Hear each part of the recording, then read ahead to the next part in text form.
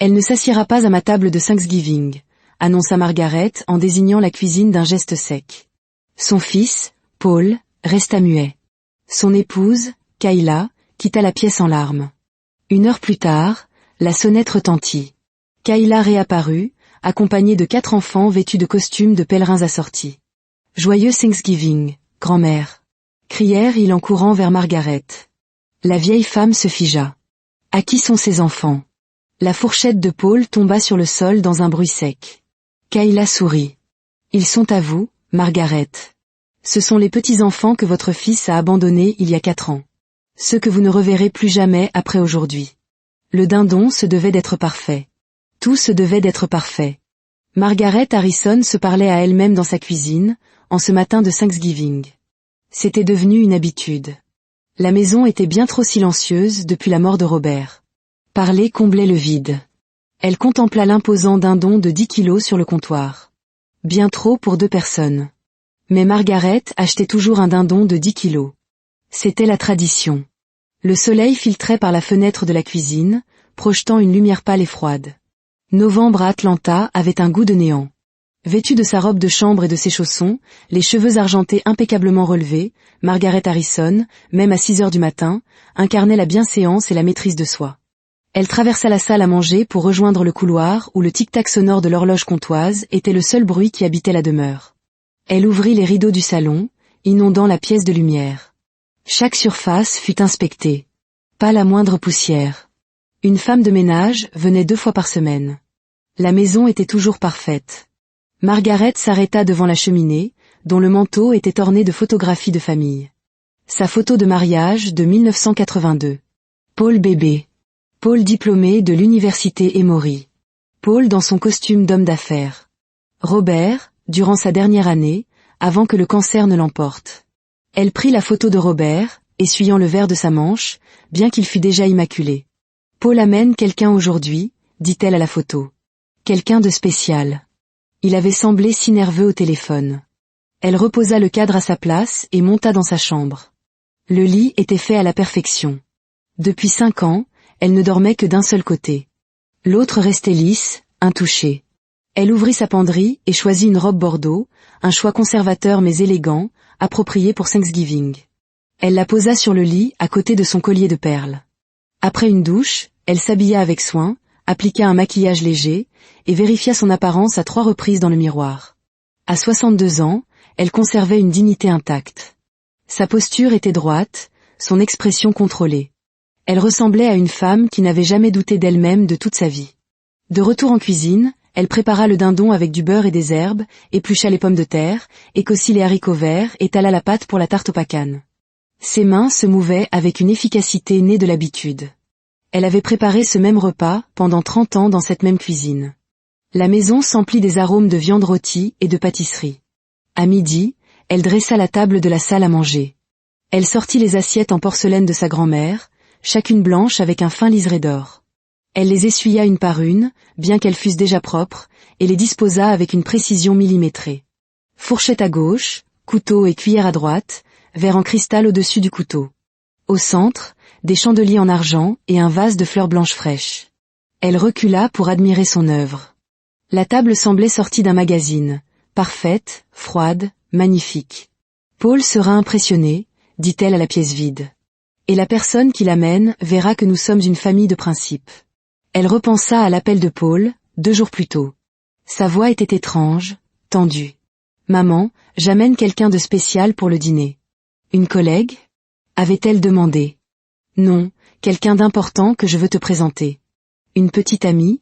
Il avait hésité. « Oui, quelque chose comme ça. » Une lueur d'espoir s'était allumée en elle.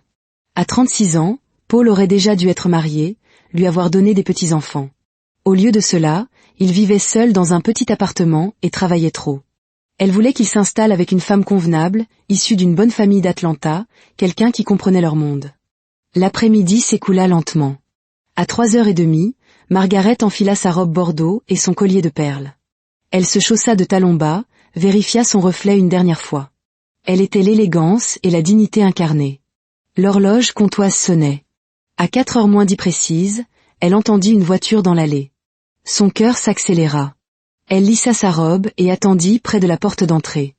Des portières se fermèrent, des pas sur le perron, des voix. Celle de Paul et celle d'une femme. La sonnette retentit. Margaret ouvrit la porte, un sourire accueillant aux lèvres. Paul se tenait là, en costume sombre, le visage pâle, les mains tremblantes. Il semblait terrifié. À ses côtés, une jeune femme noire, vêtue d'une simple robe bleue. Elle était jolie, mais semblait nerveuse, tenant une tarte à la citrouille achetée en magasin. Elle sourit à Margaret avec espoir. Le sourire de Margaret se figea. « Maman, » dit Paul, la voix brisée. « Voici Kayla, ma femme. » Le mot la frappa comme une vague d'eau glacée. « Femme. » Son sourire s'évanouit, son visage se pétrifia. Elle regarda la jeune femme noire sur son perron. Elle regarda son fils. Elle regarda de nouveau la femme. Son esprit refusait de comprendre. Plantée sur le seuil, elle bloquait l'entrée, muette, immobile, fixant Kayla avec une haine pure dans les yeux. Le sourire de Kayla s'effaça, remplacé par la confusion et la peur. Elle tendit légèrement la tarte, comme une offrande. Margaret ignora le geste. Elle ne regardait que Paul, son fils, son décevant, son faible fils, qui venait de tout anéantir. Margaret recula dans la maison et tourna les talons sans un mot, les laissant sur le perron dans le froid de novembre. Elle les entendit entrer, la porte se refermer, leurs pas la suivant dans le couloir. Elle s'assit à la tête de sa table parfaite, dissimulant ses mains tremblantes sur ses genoux. La colère, le dégoût, l'incrédulité bouillonnaient en elle. Son fils avait épousé une femme noire. Il l'avait amenée ici. Sa journée parfaite était ruinée. Sa famille était ruinée. Tout était ruiné. Paul et Kayla apparurent à l'entrée de la salle à manger. Paul avait l'air malade. Kayla, effrayée. Assise comme une reine sur son trône, Margaret sut à cet instant qu'elle n'accepterait jamais cette femme dans sa famille. Jamais. « Maman, » dit Paul doucement. « Kayla peut-elle poser la tarte dans la cuisine ?» Margaret ne répondit pas, ne le regarda pas, fixant le mur droit devant elle. Kayla se avança. « Madame Harrison, » dit-elle d'une voix douce. « Je suis si heureuse de vous rencontrer enfin. Paul m'a tant parlé de vous. » Silence. J'ai apporté une tarte à la citrouille. Je sais qu'elle n'est pas faite maison comme la vôtre, mais j'ai pensé. Posez-la quelque part, dit Margaret, la voix plate et froide, sans la regarder. Le sourire de Kayla disparut. Elle se tourna vers Paul, qui fixait le sol. Je vais la mettre dans la cuisine, dit Kayla, la voix à peine audible. Quand elle revint, Paul lui désigna une chaise. Tu peux t'asseoir ici. Kayla tira légèrement la chaise et commença à s'asseoir. Arrêtez, ordonna Margaret. Kayla se figea, à mi-chemin. Margaret tourna lentement la tête, la regardant droit dans les yeux pour la première fois. Ses yeux étaient durs comme la pierre. Pas là. Kayla se redressa. Je suis désolée. Où dois-je m'asseoir? Cette table est pour la famille, dit Margaret, chaque mot lent et délibéré. Votre place est à la cuisine. Le silence devint total. La bouche de Kayla s'ouvrit, mais aucun son n'en sortit. C'était comme si on l'avait giflée. Maman, dit faiblement Paul. Kayla est ma femme. Elle fait partie de la famille. Les yeux de glace de Margaret se tournèrent vers son fils. Elle n'est pas ma famille. Je ne t'ai pas élevé pour que tu ramènes ce genre de personne dans ma maison. Quel genre de personne? Demanda Kayla, la voix tremblante, les larmes aux yeux. Margaret se leva lentement, grande et mince, toisant Kayla avec un dégoût absolu. Je n'aurais pas une sans mêlée assise à ma table. Cette maison a des principes, des traditions. Vous n'avez pas votre place ici. Le mot, comme un poison, flotta dans l'air. Sans mêlée. Kayla se mit à trembler de tout son corps, les larmes coulant sur ses joues. Elle regarda Paul, désespérée, attendant qu'il la défende. Mais Paul restait cloué à sa chaise, le visage rouge, les mains agrippées à la table, la bouche ouverte mais muette. Il regardait partout sauf elle. Paul, murmura Kayla. Dis quelque chose, s'il te plaît. Il ne dit rien. Il ne fit rien. Il resta là, pétrifié, pendant que sa mère traitait sa femme de s'en mêler. Kayla le fixa pendant de longues secondes, secouée par le choc, la douleur et la trahison. Tu ne vas rien dire, constata-t-elle, la voix brisée par l'incrédulité. Tu vas juste rester assis là. Une larme coula sur la joue de Paul, mais il resta silencieux. Kayla se tourna et s'enfuit de la pièce. Ses pas martelèrent le couloir, ses sanglots résonnant dans la maison. À chaque sanglot, Paul tressaillait, mais ne bougeait pas. La porte d'entrée s'ouvrit, puis claqua si fort que les fenêtres vibrèrent. Le son était final, terrible. Kayla était partie. Margaret, avec un calme olympien, se servit du dindon, de la purée, des haricots verts. Elle agissait comme si de rien n'était. Paul restait immobile, le visage livide. La sueur perlait sur son front. « Mange », dit Margaret. Il se servit machinalement. Il mangeait lentement, comme un automate, l'esprit ailleurs, loin de cette table, de ce moment, de cette chose terrible qu'il venait de laisser arriver. Margaret mangeait, avec application. Elle était satisfaite. Elle croyait avoir fait ce qu'il fallait, avoir protégé la dignité de sa famille. Paul but un verre de vin, puis un deuxième, puis un troisième. La pièce commençait à tourner. Il se sentait malade, rongé par la honte et la haine de soi. Mais il restait assis, incapable de partir, piégé par le contrôle de sa mère et sa propre et terrible faiblesse. L'horloge sonna 5 heures. À l'extérieur, quelque part dans la soirée froide de novembre, Kayla était seule et pleurait, et aucun d'eux n'était allé la chercher. Le dîner se poursuivit dans un silence de mort. Margaret tenta une conversation. « J'ai vu Linda Morrison au club de jardinage. Sa fille Catherine a récemment divorcé. Une femme très séduisante. Tu devrais la rencontrer. »« Je suis mariée, » dit Paul d'une voix rauque. « Cela peut s'arranger, » répondit simplement Margaret. « Les erreurs peuvent être corrigées. » Les yeux de Paul s'emplirent de larmes. Sa faiblesse le maintenait silencieux, comme toujours. Margaret se leva pour débarrasser. Paul resta seul, puis se leva à son tour, chancelant. Il fit 2 pas vers le couloir, vers la sortie, vers l'évasion. « Où vas-tu » La voix de Margaret le cloua sur place. « Je devrais partir. Nous n'avons pas encore eu le dessert. J'ai fait une tarte aux pacanes, ta préférée.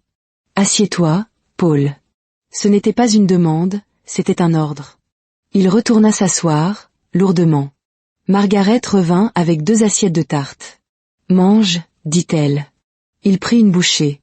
Elle avait le goût de la cendre. Alors qu'il mangeait, le soleil se couchait. Margaret alluma le lustre. La lumière crue fit encore plus mal à la tête de Paul. « Comment peux-tu être comme ça ?»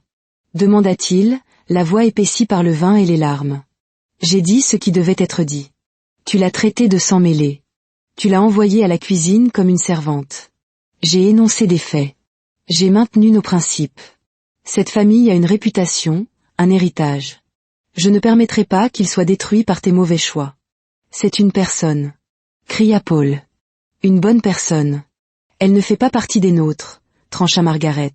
« Et elle ne le sera jamais. » Paul frappa la table de sa main. « Mais qu'est-ce qui ne va pas chez toi ? Pourquoi suis-je resté assis là sans la défendre ? Parce qu'au fond de toi, tu sais que j'ai raison. L'erreur a été de l'amener ici. » dit Paul, les larmes coulant sans retenue. « L'erreur a été de croire que tu pouvais être un être humain décent le temps d'un dîner. L'erreur a été de croire que ma mère m'aimait vraiment. » Le visage de Margaret se durcit. « Je t'aime. C'est pour ça que je te protège. Tu ne me protèges pas, tu me détruis. Tu m'as détruit toute ma vie. » Il se releva, sa chaise basculant et s'écrasant au sol dans un bruit violent. À cet instant, la sonnette retentit. Ils se figèrent tous les deux. Margaret fronça les sourcils. Il était 6h30. Elle n'attendait personne. La sonnette retentit de nouveau, plus longue, insistante. Paul était redevenu livide, terrifié. Margaret se dirigea vers la porte, ses talons claquant sur le parquet. Elle ouvrit. Kayla se tenait sur le perron. Son visage était calme, ses yeux secs. Elle se tenait droite, grande, plus forte qu'auparavant. Puis Margaret vit les autres. 4 petits-enfants se tenaient derrière Kayla. Ils avaient tous environ 4 ans. 2 garçons et 2 filles, vêtus de costumes de pèlerins assortis. Leur peau était métisse, leurs cheveux bouclés et sauvages. Ils se ressemblaient presque trait pour trait. Les enfants se tenaient la main, regardant Margaret avec de grands yeux bruns, curieux et excités. Kayla s'écarta, et les 4 enfants se précipitèrent dans la maison. « Joyeux Thanksgiving, grand-mère !» Leurs petites voix résonnèrent dans le couloir. Margaret recula, s'agrippant au cadre de la porte, la bouche bée. Elle ne pouvait ni parler, ni penser. Elle ne pouvait que regarder ses 4 enfants courir dans son couloir. Paul, lui, était figé contre le mur, le visage blanc, les yeux immenses, secoués de tremblements. Kayla entra et ferma doucement la porte. Elle regarda Margaret. « Ne vas-tu pas nous inviter à entrer convenablement ? Nous sommes de la famille, après tout. » La voix de Margaret revint enfin, dure et tranchante. « Qu'est-ce que c'est que ça ? À qui sont ces enfants ? » Une petite fille s'avança. « Salut grand-mère. Je m'appelle Jasmine. Voici Jordan, Joshua et Jada. Nous sommes là pour Thanksgiving. » Margaret sentit ses jambes flageoler. « Je ne comprends pas. » Un des garçons tira sur la robe de sa mère. « Maman, on peut manger de la tarte maintenant ?» Margaret fixa les visages des enfants. Le premier garçon avait un nez familier. Le second, des oreilles familières. Une fille, des yeux familiers. L'autre, une bouche familière. Des traits qu'elle avait vus dans de vieux albums, dans son miroir, sur le visage de son fils. « Non, » murmura-t-elle. « Ce n'est pas possible. » Paul émit son étranglé. Il avait glissé le long du mur et était assis par terre, les genoux contre sa poitrine, le visage dans les mains, secoué de sanglots rauques. Margaret se tourna vers Kayla, qui attendait, impassible. « À qui sont ces enfants ?» répéta-t-elle, la voix tremblante. Kayla se avança. Sa voix était claire et forte. « Ce sont les enfants de Paul. Tes petits-enfants. » La main de Margaret se crispa sur sa poitrine. Le souffle lui manquait. « C'est impossible. Paul ne peut pas avoir d'enfants. Il m'a dit. » Il a menti, l'interrompit Kayla. Il a 4 enfants. Jordan, Jasmine, Joshua et Jada. Ce sont des quadruplés. Ils ont eu 4 ans le mois dernier. Margaret se tourna vers Paul. « Paul, regarde-moi. Est-ce que c'est vrai ?» Il leva lentement un visage ravagé par les larmes. « Oui, » murmura-t-il. Le mot frappa Margaret comme un coup de poing. Elle chancela. Dans la salle à manger, les enfants s'étaient installés sur les chaises, autour de la table. Une petite fille demanda « Tu es notre papa ?» Le visage de Paul se contracta de douleur. « Réponds-lui, » dit Kayla. « Dis à ta fille qui tu es. » Paul ne put que pleurer en silence. Margaret regarda son fils, et elle le vit enfin clairement, un lâche qui avait abandonné ses propres enfants. « Paul, » dit-elle lentement. « Que as-tu fait ?» Il s'effondra de nouveau, secoué de violents sanglots. Kayla commença son récit d'une voix égale, mais dont chaque mot était une lame. La rencontre, l'amour, puis la grossesse. Les 4 battements de cœur à l'échographie. La promesse de Paul de tout affronter ensemble. Et puis, sa disparition. Son abandon, la laissant seule, enceinte de 3 mois de 4 bébés. « Je ne te crois pas, » dit Margaret, mais sa voix manquait de conviction.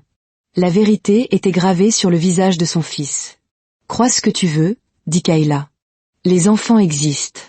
Et tu peux le voir toi-même si tu prends la peine de les regarder. » Margaret entra lentement dans la salle à manger. Elle s'approcha de la table, examinant chaque visage. Jordan avait le nez volontaire de Robert, le grand-père. Jasmine, les grands yeux de l'arrière-grand-mère. Joshua, le menton fuyant de Paul. Jada, les oreilles délicates de la grand-mère de Margaret. C'étaient des enfants Harrison. Son sang. Elle ne pouvait le nier. C'étaient ses petits-enfants. La pièce tourna. Elle s'effondra lourdement sur une chaise. « J'ai 4 petits-enfants, » murmura-t-elle. Kayla continua, sa voix devenant plus dure. Elle raconta comment sa propre mère, à 60 ans, avait dû prendre 2 emplois pour les soutenir. Elle décrivit l'accouchement prématuré, les bébés minuscules en couveuse à l'unité de soins intensifs néonatales, les 5 semaines passées seules à leur côté, à prier pour qu'ils survivent, pendant que Paul n'avait jamais appelé, jamais envoyé d'argent. Pendant 4 ans, elle les avait élevés seuls, avec l'aide de sa mère, leur seule grand-mère, leur seule famille. Et puis, il y a 2 semaines, dit-elle, je l'ai vu à l'épicerie. Il était avec une autre femme. Il a regardé mes enfants, ses propres enfants, sans les reconnaître. Il est passé juste à côté de nous. C'est là que j'ai su qu'il était temps que la vérité éclate. Est-ce que ça aurait changé quelque chose ? Demanda Kayla, fixant Margaret. Si Paul m'avait amenée ici il y a 5 ans, enceinte de ses enfants, m'aurais-tu accepté ? Ou m'aurais-tu quand même envoyé à la cuisine ? M'aurais-tu quand même traité de s'en mêler ? Margaret ne put répondre, car elle connaissait la vérité. Il y a 5 ans, sa réaction aurait été la même, peut-être pire. C'est bien ce que je pensais, dit Kayla. Margaret regarda les 4 enfants à sa table. Ils étaient magnifiques. Elle comprit enfin le plan de Kayla. Ce n'était pas une réunion de famille. C'était une leçon. Kayla était venue pour lui montrer ce qu'elle avait, pour le lui faire connaître, et ensuite le lui reprendre pour toujours. Tu as tout manigancé, dit Margaret lentement. Oui, répondit simplement Kayla. Margaret glissa de sa chaise et tomba à genoux. Je suis désolée, murmura-t-elle. Je suis tellement désolée. La petite Jada descendit de sa chaise et s'approcha. Tu es vraiment notre grand-mère ? Demanda-t-elle de sa petite voix douce. Cette question brisa quelque chose en Margaret. Les larmes, contenues depuis des années, se déversèrent. Oui, dit-elle, la voix étranglée. Oui, ma chérie. Je suis ta grand-mère. Pourquoi tu pleures ? Parce que j'ai fait de terribles erreurs. Jada se tourna vers sa mère. Maman, je peux faire un câlin à grand-mère ?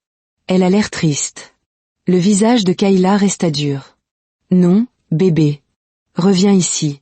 Margaret tendit une main, mais l'enfant s'éloigna. Sa main retomba lourdement sur le sol.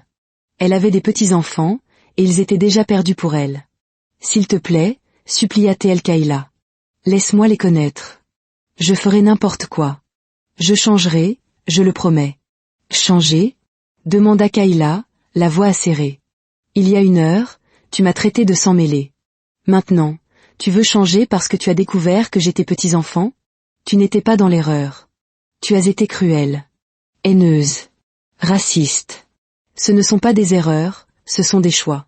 Margaret se couvrit le visage, secouée de sanglots. Tout ce en quoi elle avait cru s'effondrait. Elle n'était pas une femme de principe. Elle était cruelle, haineuse, raciste. Kayla rassembla ses enfants. Dites au revoir à votre grand-mère, leur dit-elle doucement mais fermement. On s'en va ? Demanda Jordan. Oui, mon cœur.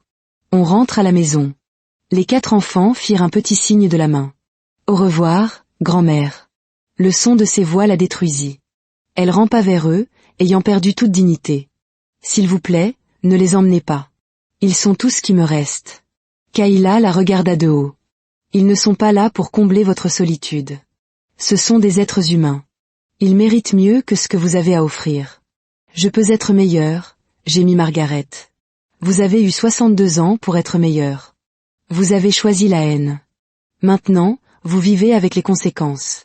Kayla se dirigea vers la porte avec les enfants. Margaret rampa derrière eux. Je vous donnerai de l'argent. Cette maison. Tout ce que j'ai. Kayla s'arrêta sur le seuil. Je ne veux pas de votre argent. Je veux que mes enfants grandissent en connaissant leur valeur, en sachant qu'ils sont aimés pour ce qu'ils sont. Vous ne pouvez pas donner ce que vous n'avez pas. Elle ouvrit la porte. L'air froid de la nuit s'engouffra dans la maison.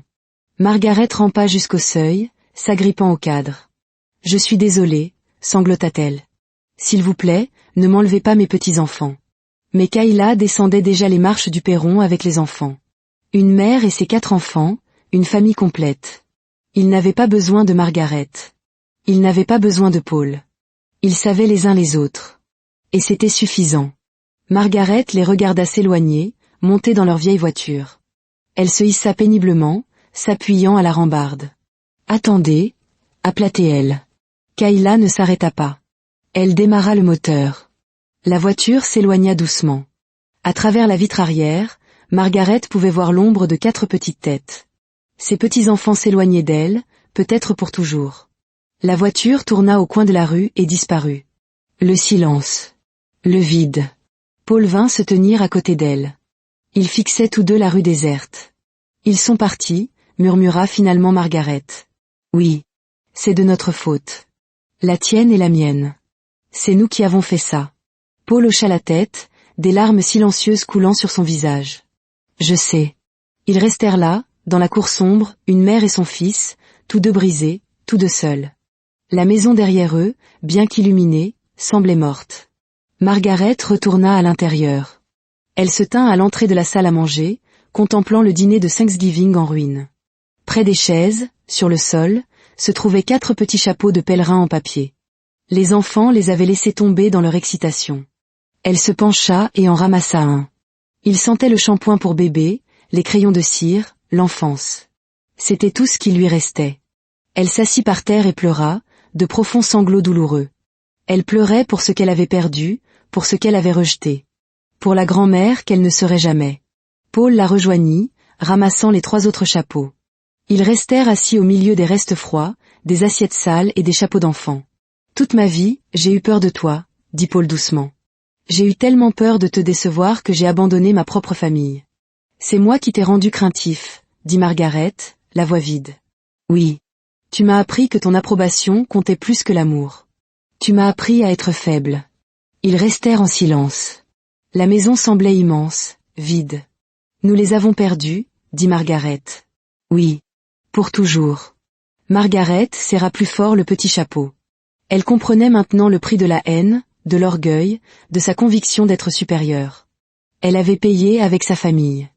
À 62 ans, elle passerait peut-être les 20 ou 30 prochaines années seule dans cette grande maison vide, sachant que ses petits-enfants grandissaient quelque part sans elle. C'était cela, son héritage. Pas le nom, pas la maison, pas les traditions, mais la perte, le vide, le regret. Paul se leva. Je dois partir. Ne me laisse pas. Je ne peux pas être seul. Je ne peux pas rester ici. Je ne peux même pas te regarder. Sa voix se brisa. J'ai perdu ma femme, j'ai perdu mes enfants, j'ai tout perdu parce que j'étais trop lâche pour t'affronter. Il jeta son verre contre le mur, qui vola en éclats. Tu ne m'as jamais vraiment aimé. Tu as aimé l'idée de moi, le fils qui obéissait à tes règles. Je ne veux plus être un Harrison, dit-il finalement. Je ne veux plus être toi. Il sortit. Margaret courut après lui. Paul attends. Il était déjà dans sa voiture. Tu m'as déjà perdu, dit-il. Tu m'as perdu il y a très longtemps. Tu ne l'avais juste pas remarqué. Il partit. Elle se retrouva seule sur le porche, dans le froid de la nuit, regardant la même rue vide. Elle rentra, ferma la porte à clé. La maison était un tombeau. Elle monta dans sa chambre, tenant les 4 chapeaux. Elle s'allongea sur son lit, tout habillée. J'ai tout détruit, murmura-t-elle dans l'obscurité. Elle voyait les visages des enfants, leur espoir, leur innocence. Et elle avait tout anéanti. Elle passerait le reste de sa vie seule dans cette maison, un monument à tout ce qu'elle avait perdu, une tombe pour une famille qui n'existait plus. Elle comprit la vérité, mais trop tard. La haine n'a pas de vainqueur, seulement des victimes.